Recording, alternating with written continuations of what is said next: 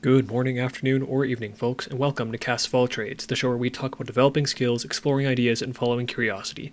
I'm your host, Orion Siebert, and in this episode, I explore the question, what would you do if money didn't matter?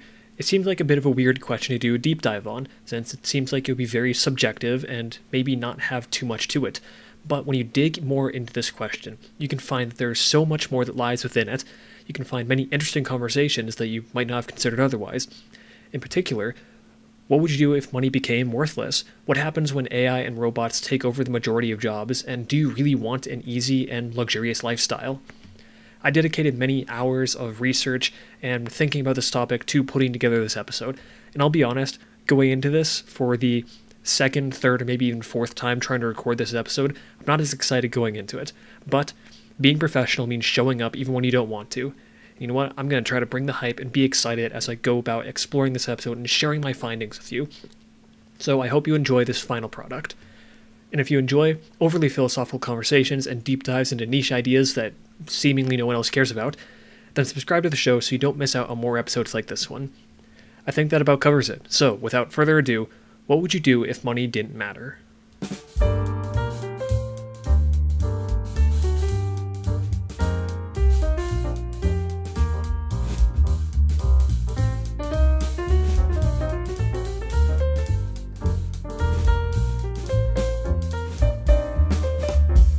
What would you do if money didn't matter? Well, it's a fun, theoretical question. There's a good reason I'm asking this question, and there are actually three main viewpoints or frames that I would like to push some answers through. First is a negative frame, or a negative outcome, where money didn't matter equals money becomes worthless. It's happened a lot throughout history, so I feel like there's something that we can learn from this to say, what would you do if money actually became worthless, since it's not an unreasonable conversation to talk about. Second is a neutral outcome. What if AI and robots take over our jobs and we get universal basic income and universal basic services, where if money didn't matter equates to what if your basic needs and wants were met? What would you do then? And many people who vouch for UBI or UBS, who want these universal basic things provided for them, they might not consider the other side of the coin of what's the cost of having these things provided for you, especially with who's providing them.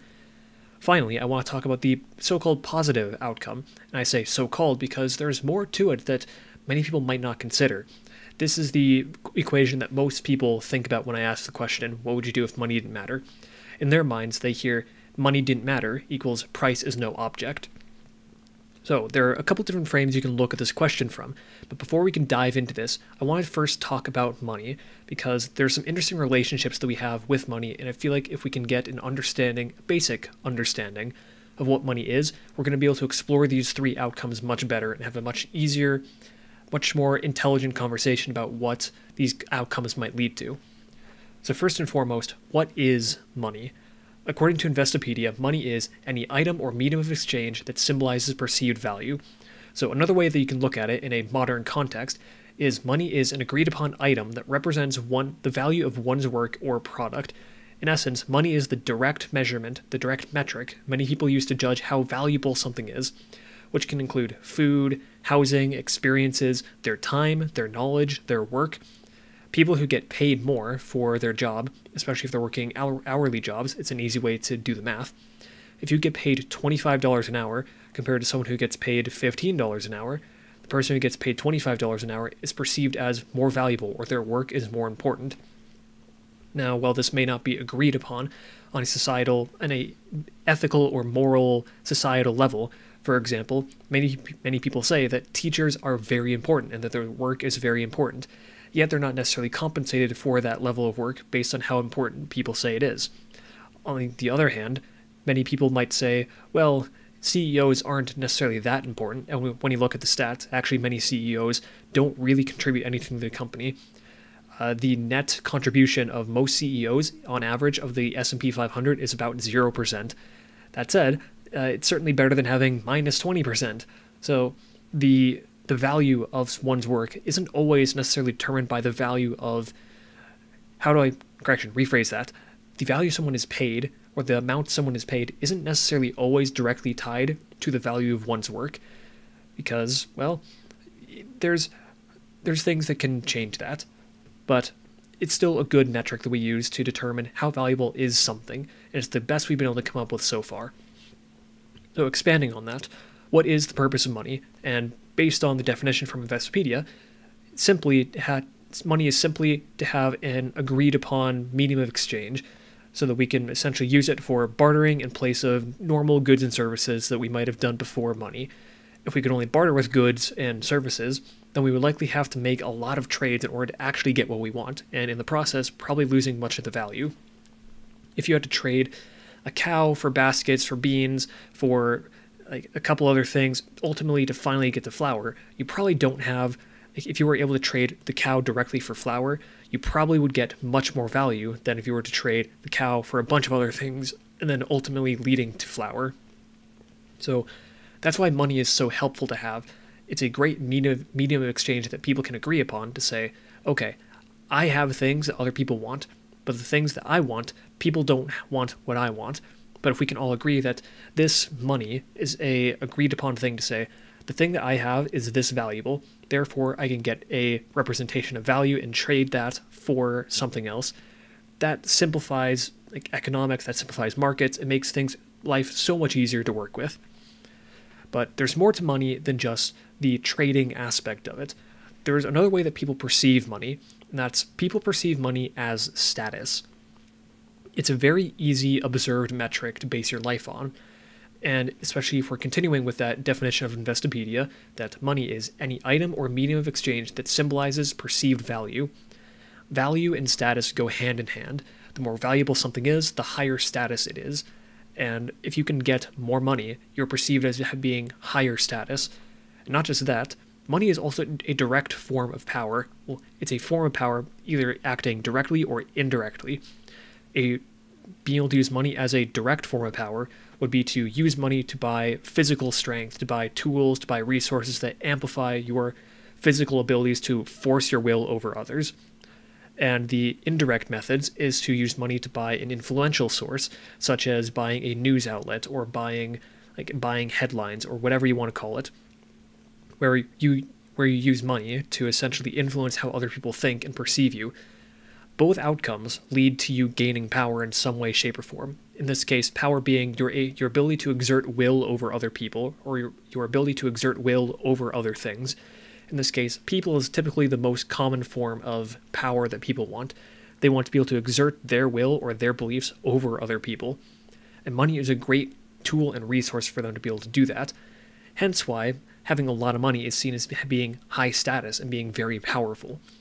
So with all this, keeping all this in mind, what happens when money suddenly becomes worthless? Let's go through the outcomes one by one, starting with the negative outcome, then the neutral outcome, and then finally ending with the positive outcome. So, what would you do if money became worthless? It's a question that does warrant some thought, because it's something that's happened many times throughout history. One of the most recent, I guess maybe not the most recent, but one of the most prevalent is back in 1920 in Germany. This is post-World War I, and I want to do a little bit of story time and put you in that situation. Imagine this. You're a young man struggling to get by. You may have just lost your job. Your savings are essentially worthless. You need literal truckloads of bills to buy even a loaf of bread, and prices of everything are skyrocketing every day. If not every day, then even by the hour, prices seem to be rising. People are starving, fighting in the streets, fighting over scraps of food, scraps of whatever. Businesses are closing. The world around you seems to be falling apart. This is Germany in 1920, when the German mark suffered from hyperinflation. Hyperinflation is essentially when one's currency is devalued so much that it becomes essentially worthless. And there are two key factors that tend to lead to hyperinflation, that being extreme money printing and societal expectations. First off, money printing is when a government decides, hey, we're going to print a bunch more money to pay off a bunch of debts, to try to inject more cash flow into our economy. And in moderation, it's debatably fine, but when you really look at it, money printing is government-regulated counterfeiting, where as a government prints more money, they're essentially devaluing their own currency. A good way to explain it is that is with a basic economic principle of supply and demand. if you have a low supply of something, the demand of it typically goes up because it's perceived as more valuable. Money is perceived as valuable because there's a limited supply of it. However, when you start printing a bunch of money, even if the denomination of that money does not change, people are going to see that it's in more supply, and therefore it's going to be less valuable. So what happens when you start printing a literal crap ton of money? When you start printing hundreds, thousands, millions, billions, trillions of dollars or marks or whatever your currency is. In this case, we're going to keep on with marks. Imagine if you were printing billions to trillions of marks to pay off all of your debts from World War I. What happens is that your currency suddenly floods the market, and even though the denomination value may say this is 1 mark, the perceived actual value of it is going to be far less because it's so common. People say, oh, well, if there's so much of this going around, then clearly it's not actually worth that much. That ties in hand with the societal expectation side of hyperinflation. The expectations of the populace actually play a huge role when it comes to how the economy is doing. If people perceive that the value of their mark is going to go down tomorrow, the actual value of their mark, not the denomination value, is going to go down tomorrow, they're going to be more likely to spend it today. On the other hand, if they perceive that the actual value of their mark is going to go up tomorrow, they're going to save it and wait to spend it until tomorrow. The best way I can explain this is, let's go with, say you're trying to buy a loaf of bread, or trying to buy candy. Let's go with that. Let's say you have 1 mark. If you perceive that you can buy more candy today than you could tomorrow with that 1 mark, i.e. you have 1 mark today, you can buy 1 mark's worth of candy, but tomorrow if you go to try to buy candy, you can only buy 0.9 marks worth. You're going to spend that money today because you're going to get more for your money's worth. On the other hand, if you perceive that, hey, I can buy more candy tomorrow with this same mark, today you can buy 1 mark's worth of candy, but tomorrow you can buy maybe 1.1 or 2 marks worth of candy, you're going to hold on to that mark and save it so you can spend it tomorrow. That's what happens. Well, those two things going hand in hand, money printing and societal expectations, that's going to lead to extreme hyperinflation. But that's only when things are pushed to a dangerous extreme. Debatably, I say debatably because, well, government regulated counterfeiting, I don't approve of it because it's devaluing your currency every day, hence why it's not a good idea to hold your money in cash, because year over year, if your money's not earning more money, you're essentially losing actual value of it. Say you bury $1,000 in the backyard, by the end of the year, it might be worth $997 in actual value. So, yeah, debatably, these are both fine in moderation, but dangerous when pushed to the extreme. So, what do you do in this situation? And how do you prepare for this situation? I was able to come up with 5 ideas that sort of blend these ideas. First, I have 2, maybe 3, I guess sort of 4, that are things that you can do to prepare for a situation like this. First off is look at foreign currency. At one point during the German mark's great devaluation, the exchange rate from marks to US dollars was absolutely amazing, and you could have lived like a king on US dollars. 1 US dollar at the time was worth 1 trillion German marks. Imagine that. Being able to walk into any exchange rate, any bank to say, hey, I'm going to exchange this 1 US dollar for as many marks as I can get. You can go in with $1 and you can walk out with an actual trillion. You can technically be a trillionaire in marks. But that's not the point here. The point is, when you look at other currencies around the world, especially currencies that aren't necessarily associated or pegged to each other, you're able to find currencies that, if one currency goes down, let's use the dollar for example, if the dollar were to suddenly be devalued, but you had a portion of your wealth set aside in another currency, say the Singapore dollar or the Japanese yen, and that currency is not, stays about the same in actual value, you're technically going to make more money by having your currency held in Japanese yen or Singapore dollar compared to the US dollar. There's a quote from Warren Buffett that I believe sums this up well, and I think it's a quote from Warren Buffett, but don't quote me on that, that says diversity is a hedge against risk, where essentially if you have a bunch of assets set in a diverse portfolio, that if one asset does poorly, you still have other assets to help you protect you from the downside of that risk of that one asset that does poorly. The same thing goes for currency. Many people just stick with their current, like their main country's currency, although it's common in other countries outside the US and major first world countries to try to get a hold of first world currencies, because typically they're considered stronger and will do better in the long run than their own home currencies. But it's something that just many citizens of first world countries don't even consider. So that's one thing you can do, is to consider diversifying some of your funds into other currencies outside of your own, especially currencies that aren't pegged to your own dollar. Second is to prepare assets. Assets are king in a situation where money becomes worthless, and assets are more than just stocks, bonds, whatever. In this case, assets means tools and resources for bartering. This could be gold, silver, precious metals, precious gemstones, but it could also be machetes, it could be axes, it could be firewood, it could be flour, it could be whatever. Basically, it's what are the things that people are actually going to want in a situation where money becomes worthless. They're going to care about food, water, tools. Maybe they'll consider gold and silver, but generally they want things to actually help them stay alive. Bullets, it's another one. Essentially, you might want to look at hoarding or keeping some sort of stockpile of things that will actually help you stay alive, that you can use to potentially barter or trade with other people to say, you have meat, I have flour, let's change meat for flour, or salt, or whatever. It essentially becomes the new currency of whatever horrible situation you're in. Third, this one is another way to prepare for a bad situation, is to have strength. Back in more older times, let's go with hunter-gatherer or more tribal eras, strength was king. If you had strength, you just took what you wanted.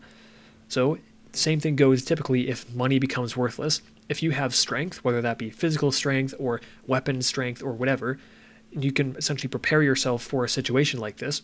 Then you can not only prepare what you have, you can not only protect what you have, but you can also go and find and fight for things that you want. Maybe not the most ideal solution, but it is a solution. The strong survive. Fourth is skills. Develop your skills. Essentially, it's another way for you to barter. If you can have skills that people want, people are willing to pay you in resources for those skills.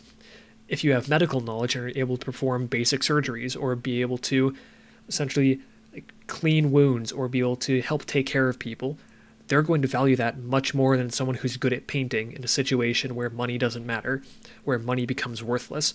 If you can provide something of meaningful value to other people, they're going to say, we want to have you around, we're going to pay you in resources for the skills that you have. Ultimately, what this leads to is number 5, what do you do in that situation where money becomes obsolete? You do whatever it takes to survive.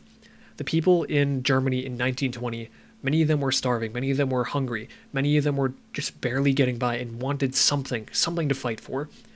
And World War II ultimately dragged them out of that slump. Say, we have something to fight for now, because they had nothing to lose. They thought, okay, this guy who's promising us food and power and promising to bring us back to the world stage, he ultimately did live up to his promises to some extent. He brought people out of slumps and ultimately brought Germany back into the world stage. It became powerful for a while. And yeah, people did whatever it took to survive. And looking back in history, people say, oh, that was a bad thing. Like, the Germans were bad people at the time. But when you really look at it, when you sit in their situation, and you think to yourself, there's a kid who is promising us food, who's promising us strength, who's promising us power, who's promising to bring us back to where we were, if not to even higher heights. And he seems to be doing it. He seems to have people behind him. Wouldn't you follow him as well if you were starving in the streets? People do whatever it takes to survive. When money becomes worthless and the world becomes lawless, you have to do what it takes. So, with that dismal view aside, what about the neutral outcome? What happens if money didn't matter, as in everyone's basic wants and needs were met? Let's take a look at this from the perspective of what happens when the majority of individuals lose jobs permanently. And you might think, oh, that's not going to happen. Well, when you pay attention to robotics and AI like I have, you start to see that, oh, well, the robots that people are developing are able to work better, faster, cheaper, they don't complain, and they're just almost better than humans in almost every way. The main problem is being able to actually push them out to a certain extent currently. You also look at AI. A lot of jobs currently are white-collar jobs where you just have to work on a computer. Humans interact with the computer through a mouse and keyboard. AI interacts with computers directly. They're able to work better, faster, cheaper, safer, and can often produce better outcomes than a wide majority of human beings. Certainly there are some people that they currently have enough specialized skills to be able to, they're still valuable in the workplace, but not everyone. I'm going to be honest, most people could probably be replaced by AI within the next 2 to 3 years. If that happens, then what happens? Many people lose their jobs potentially permanently. The skills that they developed over the years become worthless, but they still need to survive. In this case, let's look at the idea that what if we were able to set up universal basic income and universal basic services, where many people lose their jobs permanently, but the government finds a way to create this universal basic income or universal basic services style where people can still survive. Many people will say, oh, that would be great. But what they fail to acknowledge is that leads to a great imbalance of power. In a country, there are 3 main pillars of power. There's the government, there's the private sector, and there's the individual. And each of them is sort of pulling against each other to get what they want individually. The government pulls to get what it wants, the private sector pulls to get what it wants, and the individual pulls to get what it wants. When the individual loses their utility, when they lose jobs, the individual loses a bunch of power in that triangle. The individual says, well, the private sector doesn't have to rely on individuals anymore. They can go off and do whatever they want and make a crap ton of money. The government doesn't have to really protect the individual as much from the private sector, so the government can sort of do what they want as well. Individuals are just sort of left in the dust of, okay, how do we have power anymore? And some people say, oh, we vote people into office and vote people into power, when statistically, when you look, there's a number of papers that have been published throughout the past, I want to say, 5 to 10 years, looking at, do people actually get what they want when they vote certain government officials into power? And statistically, no matter who you vote for, it doesn't matter, because you don't get what you want anyways. Anyways, going back to this. When the individual loses their utility and becomes reliant on a government or some sort of authority, they lose a great deal of freedom, even if nothing is overtly different. So if the government is somehow sponsoring universal basic income or universal basic services, the government gains so much more power over the people. It almost becomes reminiscent to a king government, with the aristocrats of business ruling over the individual peasants, which this could very easily lead to a Big Brother 1984 style surveillance system, which debatably we already have, where people are getting offed or cut off from basic needs or services depending on who they are, depending on what they say, depending on how loud or how vocally they stand out against the government or against the private corporations. And there are already authoritarian countries today that can do and do this. Think China and the CCP. And there are many so-called free countries that aren't far behind. China has their CCP and the social credit system. The US isn't so far behind. We have Facebook and Google and the Patriot Act, where people think, oh, the US is such a free country. You can do and say whatever you want. Sure, that's technically true, but do you realize how much of that is being tracked? How much of that information governments and corporations have a hold of? A lot of people think that their financial information is protected and is private, but oh no, it really isn't. I could do a deep dive into this now, but when you look at the actual tracking and surveillance done by the US and by China, debatably, Americans are more tracked and more surveilled than Chinese citizens, and it's only a matter of time before that information is used against you, because data lasts forever, but regimes change. So even if the current regime says, yeah, you can go off and say whatever you want, regimes change. And if you said something a while ago that suddenly the new regime says, hey, we don't like that, we're going to cancel you, you're not allowed to get food, water, or leave your house. Guess what? They have the power to do that. And yeah, there's so much more I could dig into when it comes to surveillance and privacy. It's one of my personal things I want to fight more for, but that's out of the purview of this episode currently. Aside from that, let's push all that aside for now. Assuming that we can somehow maintain some sort of balance of power between government and individuals and the private sector, what are some other things that might come from like having universal basic income and universal basic services? It certainly can't be all bad. And yes, I would agree with you there. There are some pros, there are some amazing pros of this that can happen. If you have your basic needs covered, then you're more open to take risks. There could be a much greater surge of inspiration, innovation, creativity, and entrepreneurship, almost a neo-renaissance of sorts, where if people could essentially go out and try things and say, well, there's not much risk, there's not much tangible risk for me to do this. If I want to go start a business, I can go out and try it, and I don't have to worry about starving to death, or I don't have to worry about not being able to have a roof over my head. If we can somehow get a balanced form of universal basic income and universal basic services, where there isn't a great imbalance of power between government, private sector, and individuals, that could lead to this neo-renaissance of sorts. But what if you wanted to earn more? What if you weren't just satisfied with getting your needs met, like your basic needs met? You could potentially earn more by finding ways to provide more value, which certainly would get more difficult as AI and robotics continue to develop and become better, cheaper, faster, safer than the average person at basically anything. But there are certainly ways that you could certainly find ways to still provide value of some sort to your community. So, all things considered, when looking at this idea of the neutral outcome of basic income, of basic wants and needs all being met, if money didn't matter, what would you do? Suddenly people become much more free to go out and try things. I think personally this might be the best outcome if, and this is a big if we can somehow find a way to balance the power between governments, private sector, and individuals, where if everyone can manage to get their needs met without there being some great authoritarian regime that has the power to shut people off at any given point in time, then that could lead to a great neo-renaissance, and that would be something I would be very excited for. So, finally, leading to the positive outcomes, what would you do if money didn't matter, i.e. a utopia where price is no object? This is typically what comes to mind when most people hear the question for the first time. So what do most people say? I took a poll and got a couple different responses. I've heard many people talk about traveling more, going out and exploring the world. Many people saying they would want to collect nice things, that they would want to get private jets or watches or fancy homes or whatever.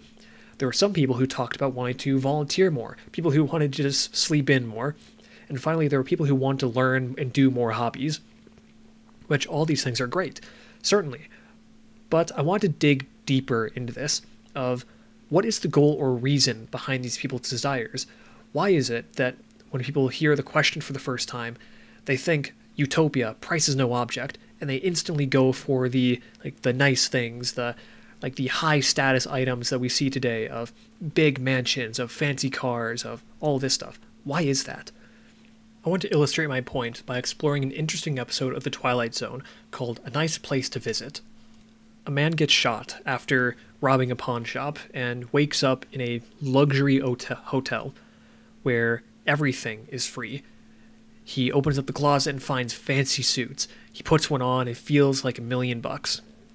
He goes downstairs and finds a casino, and he has a stewardess following him around who is explaining how everything works. And basically, he sits down to start playing, and he's winning every game. He feels ecstatic. He's over the moon. Wow, this is awesome. This is amazing. Everything at the tips of my fingers. Anything I want. He gets the fanciest food, the finest steaks, and he gets the night of his life every night whenever he wants. As time goes on, he starts to realize that, he becomes disillusioned to all of this. He says, can't I lose every once in a while? Can't I get something that isn't a 5-star restaurant steak? Can't I have some difficulty, some struggle, some strife in my life? And he screams at the stewardess following him around and says, wasn't this supposed to be heaven? I died and went to heaven, didn't I? The stewardess looks to him and says, whoever said this was heaven? The point illustrated by this episode of A Nice Place to Visit is that an easy life isn't necessarily what we want. A lot of people will talk about trying to get an easy life. When they think of this idea of price is no object, they think, I want glamour, I want glitz, I want glory, I want all this nice, fancy stuff. But really, is that what we want? What happens to people psychologically when everything becomes easy? when you're just handed things, you don't value them as much. If everything becomes easy and everything becomes simple to get, everything becomes worthless. Everything loses value. And typically what happens psychologically to people when everything becomes easy or within grasp is that they become disappointed or they become depressed. It's interesting because as we've become a more, how do I phrase it? As we become a society that's easier to live in, where it's a very convenient society, that's the term. Look at the big cities where everything that you want is just down the block. You can order anything shipped to your door just like that. It'll be there within 2 days, sometimes within the hour if you're lucky. Why is it that people who live in cities are considered the most depressed people there are? They should be the most happy people, theoretically. Everything they want is easy to get. It's right there. Like, compared to the world 100 years ago, life is so much easier, so much more convenient.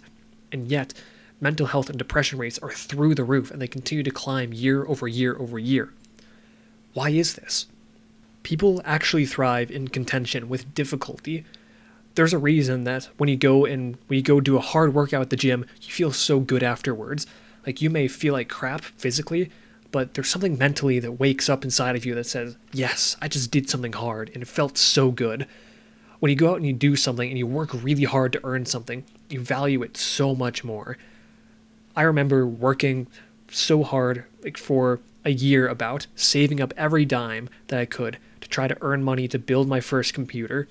And I remember sitting down and buying those computer parts. Like, my dad had seen me work so hard to save up as much money as I could. He said, okay, I've seen how hard you'd work. I'm going to help you out with this. And he saw that I put in the work for this. I valued that computer so much. I loved it. It was great. It was so fun for me to put together, and I loved using it. Compare that to stuff that was just sort of handed to me, of you didn't really earn this. It just sort of landed in your lap. And looking at that, I think to myself, well, okay, it's kind of nice. Like, at first you think, yes, this is super cool, a cool new shiny thing for me to play with. But then you become sort of disillusioned to it of, well, I didn't really work for it. You mentally don't value it as much because there's something in the human brain that says, if I worked hard for something, I'm going to value it more. Hence why people who rent will typically treat their homes worse than people who buy their homes. People who lease cars typically treat them worse than people who buy them. When you own something and you work hard to really own that thing, you tend to value it much less. So when you take out the hard work of earning something and everything just becomes easy, then you proceed to not value anything nearly as much. There's another frame that I want to look at this question from, and that's looking at, well, when you hear these dreams from these people, I often wonder how much does it really cost for them to have or do many of these things that they want to do. I think about it, and really, life isn't nearly as expensive as many people try to make it out to be. Like, if you live in the US, you are in the top 1% of earners in the entire world. Like, think about that for a second. Many people in the US scream at, oh, the evil 1%. They're really talking about themselves when they're doing like that. I know that typically they mean, oh, the 0.0001% of the US, the ultra million billionaires. But when you really look at what the things that you want to do in life, they're often not nearly as expensive when you break it down. For example, there are people I know who say, oh, I want to drive this, like, I want to have this really nice car. It's like, okay, what would it take for you to actually try driving around that car? Maybe leasing is an option for you, where like you could potentially lease it for much cheaper than trying to own it. And you still get the same thing. You can still drive it around, you can still park it in your garage, you can still do whatever you want with it. It's like, okay, interesting. That's much cheaper than trying to actually buy and own it. What else is there? Many people say they want to travel more. Well, what if they were to reprioritize where their money goes so that they save more money into a travel fund and they can go travel more? Okay, well, maybe life isn't nearly as expensive as many people think it is. So when you're considering your dreams, I wonder how much would they really cost to actually have or to actually do. I'm not going to put an actual number on this, but there are many resources out there where you can go out and see how expensive is this thing really for me to go and do. So, with all that said, in summary, where does that leave us? What are the practical takeaways from these three viewpoints? I have a few. For the negative outcome, the US does print a lot of money currently. Currently, the US dollar is the de facto currency of the world, although it's changing year over year. Ever since 2008, the US dollar is used less and less for international trade. For now, it's still the top dog of currencies, but that won't last forever. There have been many currencies that have come and gone, and the same will go with the US dollar. So consider diversifying to other currencies. Note, I'm not a financial advisor, this is not financial advice, but by placing all of your chips on one country, you live and die by that country and by that country's currency. There are many investment opportunities outside of your home country that would probably tend to lead to both higher and more stable, like higher value and greater stability and greater returns. So just something to consider. Also consider looking at diversifying your holdings into other assets such as gold, silver, crypto, watches. Maybe work on building up your a survival prepper kit, something. Like look at building food storage, something like that. Look at increasing your resources. Look into learning about other markets that you might be interested in. See if you decide if it would be a good idea for you to invest in it. Again, this is not financial advice. I'm not a financial advisor, but just some ideas of consider it, look into it. From a neutral outcome, there are some pros and cons to having all your basic needs met. It's mostly a matter of how they're being met. If someone else is in control of your well-being, then you're no more than a pet that can get thrown away if it bites the hand that feeds. If you're the one in control, then it can be one of the most liberating things possible. With your basic needs met, you're more free to take risks and explore opportunities. So a goal I might recommend is to figure out how much you really need to sustain yourself. This could be funneling away extra money from your salary into an emergency savings or into investments, but maybe a goal would be to build up a nest egg of sorts, something that you can use to take care of yourself as you go out and try building up your own thing, trying to go essentially take control of your financial destiny. Finally, from the positive outcomes, the thing that you might want to do might not be nearly as expensive or difficult as you might think. And in fact, there's actually danger to having too much comfort. So, as the folks at Yes Theory say, seek discomfort. It doesn't have to be much, but humans thrive in going through difficult things and going through uncomfortable things and coming out the other end. So, what do you think? Did I have some good points throughout here? What have you learned throughout this episode? And tell me more about it. What do you think about this sort of question? What would you do if money didn't matter? Let me know in the comments. Also, let me know what I can do to improve these kind of episodes. I recognize that today was kind of rambly and me bouncing from topic to topic to topic, but this was the sort of the roadmap of my mind that happened when I started to explore this question deeper. I came across many different ideas that I want to funnel into one episode to see what could this really turn out to be. What did you like? What did you dislike? What could I do better about producing these episodes for the future? Because I want to do this professionally and I want to be able to create better episodes and love to hear your advice on what you think went well, what could be better, and just, tell me more. Let me know in the comments. If you enjoyed this episode, then please share with a friend you think would like it or share it on social media. It would absolutely mean the world to me and it helps the podcast grow so much. With all that said, thanks for listening. I greatly appreciate it, and I'll talk to y'all later. Ciao.